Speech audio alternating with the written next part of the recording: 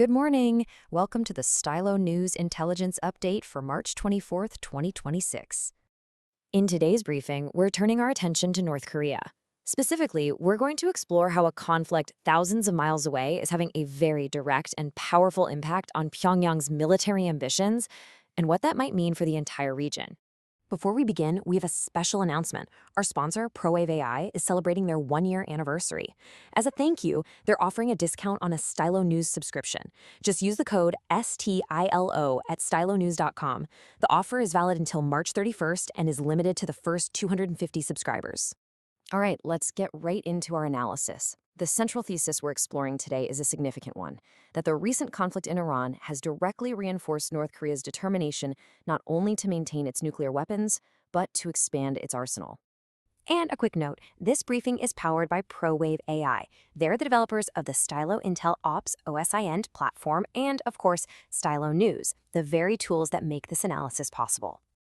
So what was the spark for this? Well, to really understand North Korea's recent actions, we first have to look thousands of miles away to the conflict in the Middle East. In late February and early March, coordinated military strikes by the U.S. and Israel targeted Iran's nuclear facilities.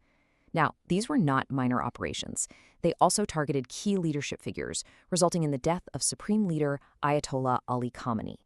North Korea's response was immediate and unequivocal. They condemned the attacks as an act of unjustified aggression. You see, from Pyongyang's perspective, what happened in Iran wasn't just a distant news event. It was seen as a crucial lesson. It appears Kim Jong-un viewed the strikes as a very clear warning. If a nation doesn't possess a nuclear deterrent, it remains vulnerable. This reinforces his long-held belief that nuclear weapons are the ultimate guarantee for his regime's survival. And this wasn't just rhetoric. This strategic viewpoint was immediately followed by a very tangible and deliberate series of military actions.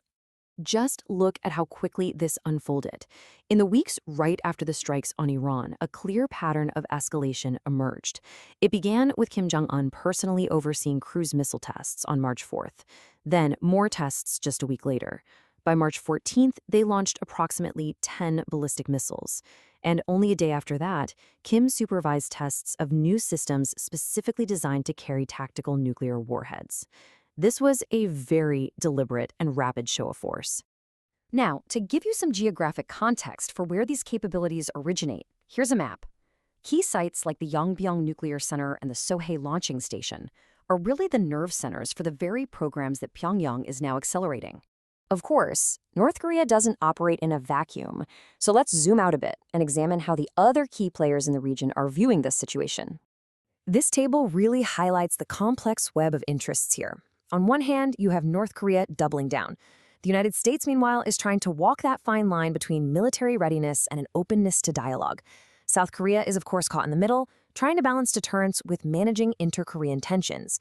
And then you have North Korea's strategic partners, China and Russia, who are advocating for regional stability and a return to dialogue. You can see how these competing perspectives create a very tense dynamic. So, with this complex landscape in mind, what are the key developments we should be watching for in the near future? Well, three things are on the immediate horizon. First, the major U.S.-South Korea military exercises, known as Freedom Shield, just concluded on March 19th, which could potentially lower the temperature. Second, there is talk of a potential high-level summit being discussed for late March or early April. But, and this is the crucial part, we still expect North Korea to continue its missile demonstrations. They'll want to enter any potential talks from a clear position of strength. This leaves us with a critical question. As all sides seem to be hardening their positions and reinforcing their deterrence, what does this mean for the future of diplomacy on the Korean Peninsula? This is, of course, a complex and evolving situation. To explore these events in greater detail, you can listen to the full Stylo News Intel Update podcast on your favorite channel. Thank you for joining us for this intelligence update. To stay informed with AI-powered news on demand, you can subscribe at www.stylonews.com. Stylo Intel Ops, turning data into insight.